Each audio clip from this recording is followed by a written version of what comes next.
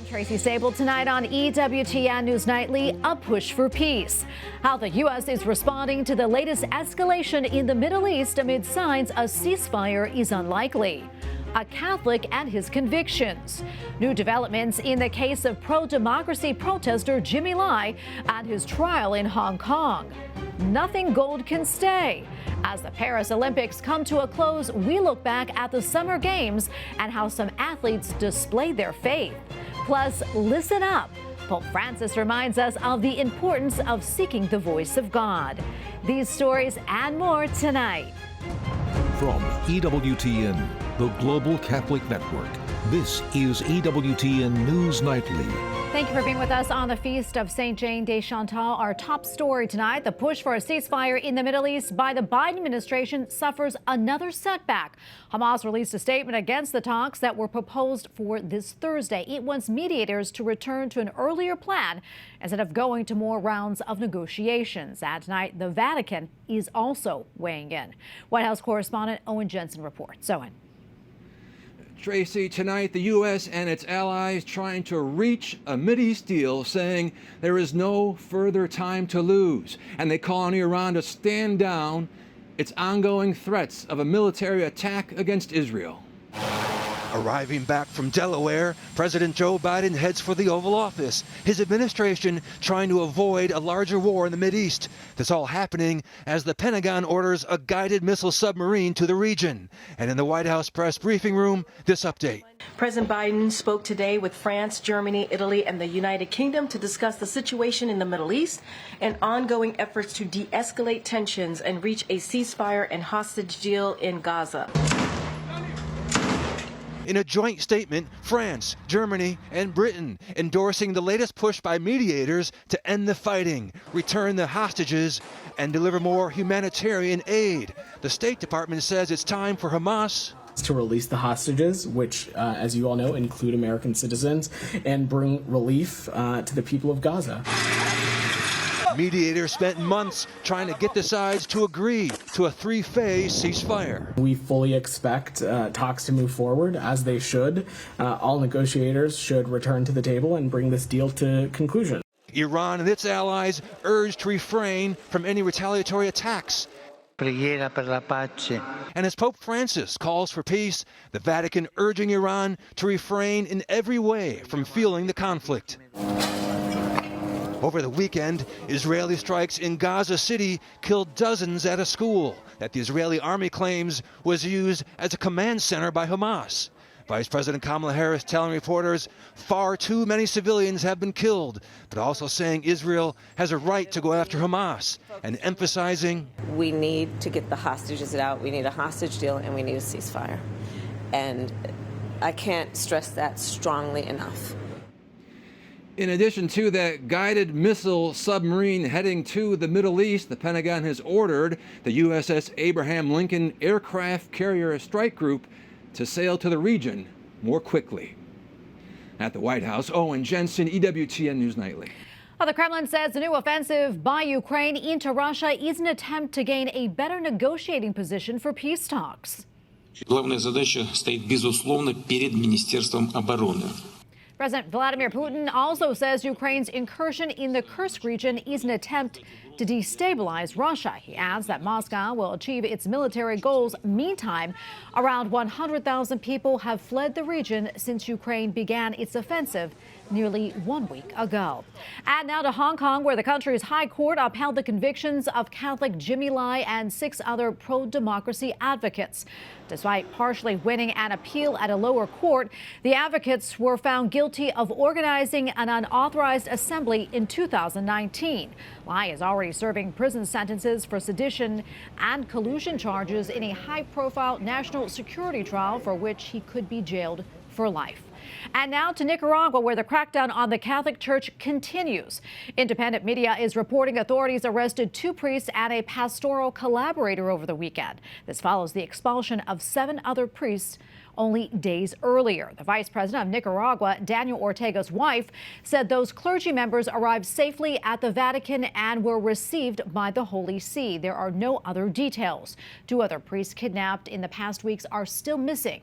Vatican News reports that this is the 5th group of priests exiled from Nicaragua. And joining us now is Felix Maradiega, human rights advocate and president of the Foundation for the Freedom of Nicaragua. Felix, good to be with you today.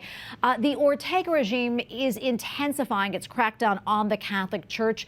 2 priests arrested over the weekend, as we mentioned, 7 exiled and sent to Rome, and that's just in the last week. What more can you tell us about them? Tracy, thank you so much for highlighting this important issue. It's very painful, not only for the Catholic community of Nicaragua, but for all Nicaraguans who are seeing an unprecedented crackdown of persecution of the Catholic Church. So far, the number of priests and religious figures forced into exile is 200. 46 of them have been forced into either the Vatican or other countries, and others were not allowed into the country. So we have officially more than 200 priests. What can we expect? I mean, it's hard to respond to that when we have the Diocese of Matagalpa, for example, with almost 60% of its entire religious members forced into exile. We need more international pressure and awareness. Yeah, absolutely. We're happy to hear that the 7 priests are safe in Rome, but they're living in exile. Explain to us what that means to them. Well, it means, based on the propaganda of the regime, that they were, of course, accepted, by the Vatican, and they are physically healthy. But in practical terms, it means that these priests, instead of spending time in prison, as the regime actually wants, are forced into exile, and they're not allowed to return into the country. But we have 2 other priests who do not know about them. And Felix, I was going to ask you about that. The 2 other priests that were taken from the seminary. Do we know where they are right now? The ones who weren't sent to Rome. We know about Father Fausto Frutos Valle. We don't know the other cases. Unofficially, they are in house arrest. But from a legal point of view, it's a technical disappearance because there are no charges against them. They have not committed any crimes, and there's no official information nor access to a lawyer. So they are officially disappeared. As we mentioned, this is the 5th group of priests, 5th group, that is, the priests that have been exiled from Nicaragua since 2022. What is the Ortega regime's goal here, and what impact does this have on the church and the faithful? Well, what the regime wants is a church that is completely quiet, and the church in Nicaragua has followed its a mission of being in the side of human rights. But they don't even want that. So it's not even a political activity, which, let me be very clear, the Catholic Church in Nicaragua has not involved itself into political matters. It's simply that they do not want any institution, because let's also remember that there are 11 members of the evangelical community in prison as well. So they don't want any voice of social justice in Nicaragua. And what they want, apparently, is a sort of a creation of an official church, because they have been pushing, and we know that on official channels, they want to push the church in Nicaragua to appoint bishops that have a sort of a closeness to the vision of the political regime of Ortega, to put it in light terms. They want to control the church, and they're not able to do so. Well, we're going to stay on top of this. And Felix, thank you so much for coming on and for your insights. We appreciate it. God bless. Thank you so much. Bless you. And we have a lot more still to come here on EWTN News Nightly, including violence in the UK. A 9-year-old girl's funeral in England remembered for always finding a reason to say thank you.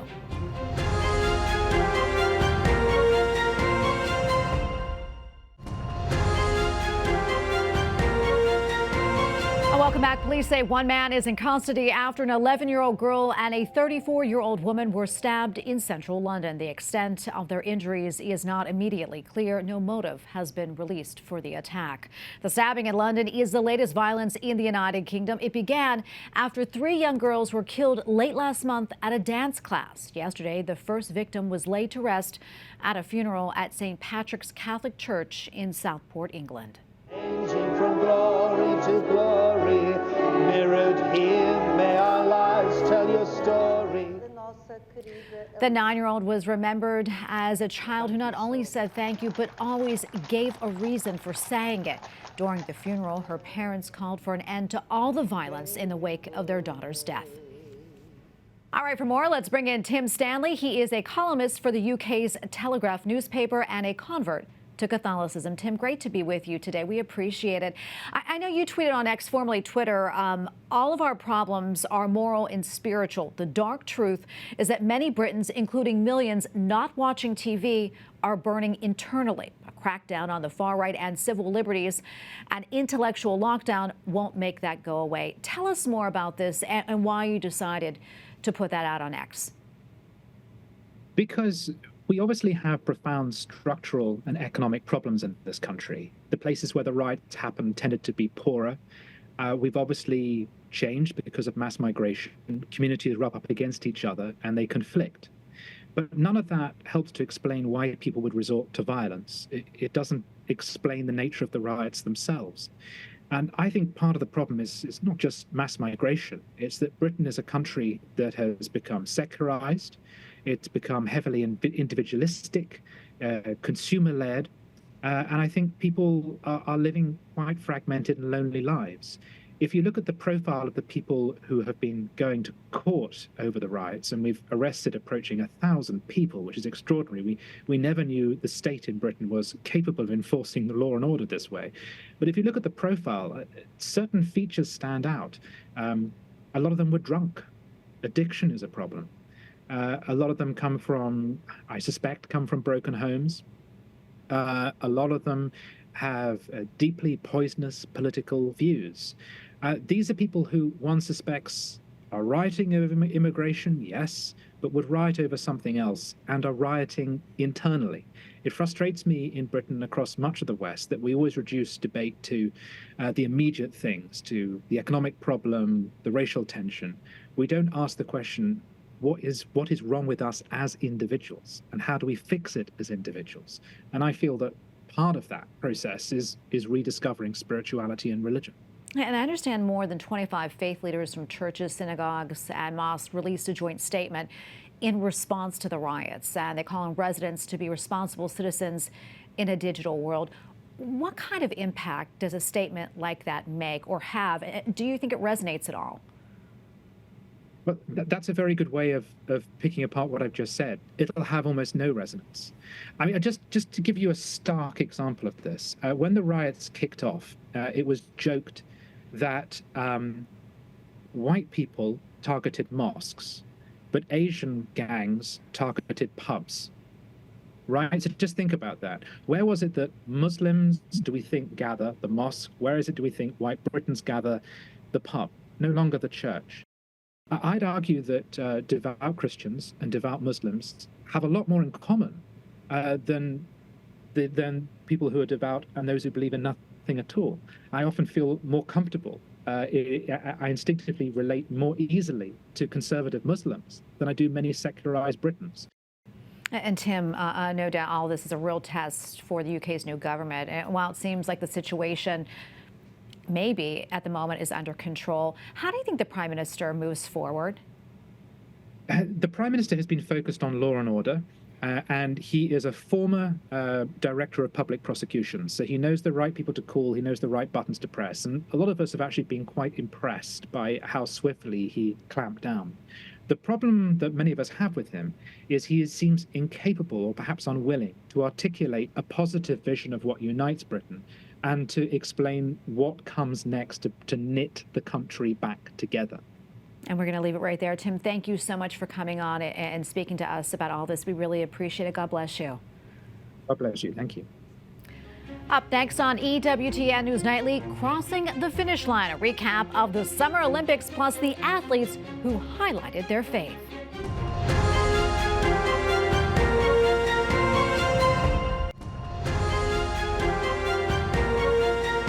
The 2024 Paris Summer Olympic Games have officially come to a close. During the closing ceremony Sunday night, the torch passed to Los Angeles, host of the 2028 Games. In Paris, the U.S. topped the overall medal count with 126 to China's 91, but in gold medals, the two rivals tied with 40 apiece. And here with more on the Paris Games and how they will be remembered is Doug Eldridge, sports agent and nationally recognized public relations advisor. Doug, good to have you back on.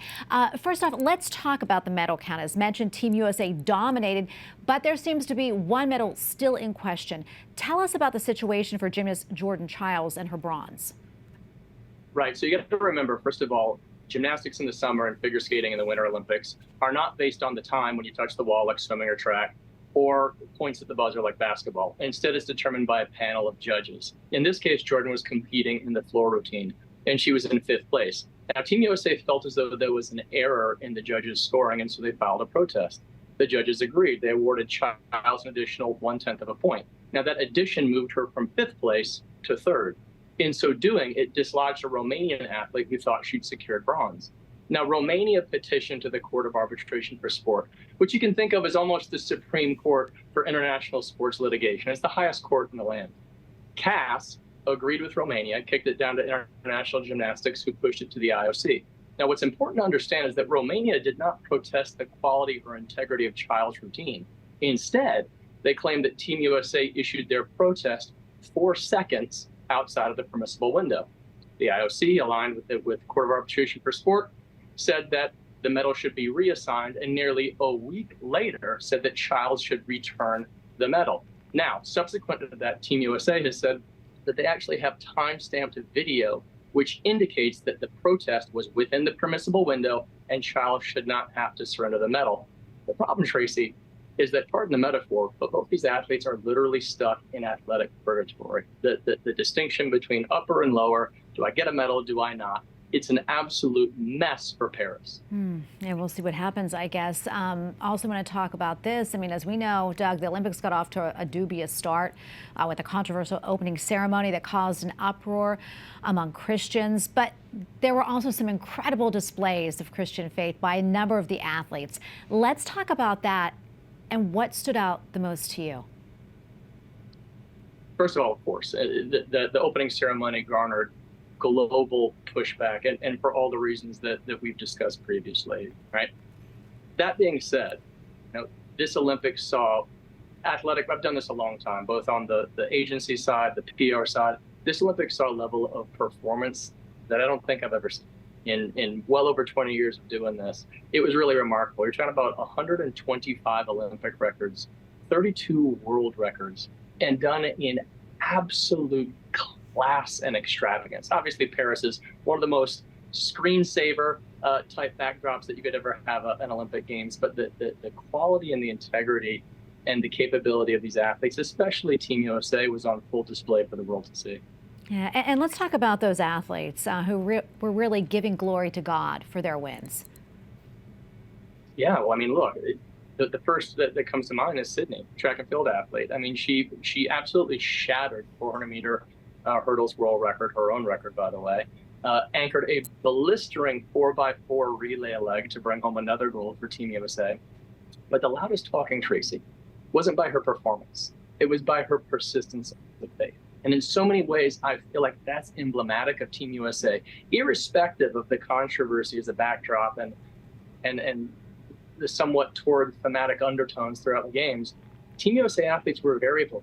You had Steph Curry after the hard-fought Olympic gold that some would say shouldn't have been that close, saying God is good. You have Katie Ledecky talking about her resolute, Catholic faith and commitment to Catholicism. These are just a few off the top of mind. Team USA athletes were front and center, not only in their performance, but in their persistence of faith. And I think that's something for all of us to point to and cheer for. Absolutely. So inspirational indeed. Almost out of time, Doug, but your final thoughts when it comes to the 2024 Olympics? I think it's going to be one that's marked by both controversy and character. Right, the controversy speaks for itself. The IOC said that half the world, from a population standpoint, tuned in to watch these games at some point. I think there was 12 billion social media impressions.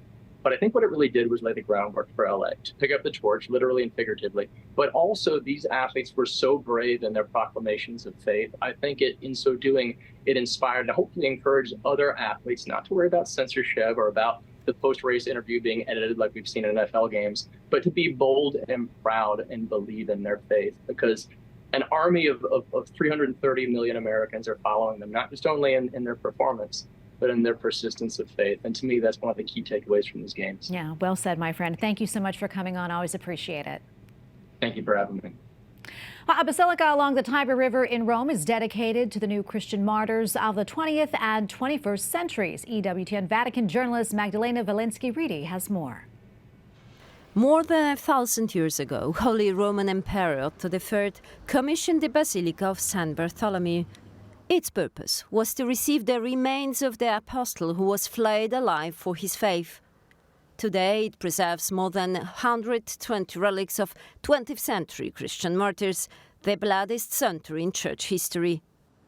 We have to thank St. John Paul II, who understood that the church of the 20th century was a church of martyrs.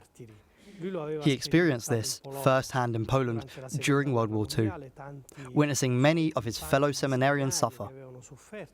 Poland itself was a martyr nation, enduring immense suffering. Also, his experience with communism revealed the suffering of many Christians in Russia and regions of Europe under Soviet control. Thanks to Pope St. John Paul II, the Basilica of San Bartholomew became a shrine dedicated to the new martyrs of the 20th and 21st centuries during the Great Jubilee of 2000. The Basilica's side altars are adorned with relics of Christians martyred under communism, Nazism and ISIS from Europe, Africa, Asia, the Americas and the Middle East. Many of the relics are second-class relics, meaning items or parts of items that a saint personally owned. Among them are those of San Maximilian Kolbe and San Oscar Romero. In 22 years, we have received over 100 relics from around the world, from Episcopal conferences, male and female religious congregations, legal associations, Orthodox patriarchates, and evangelical churches.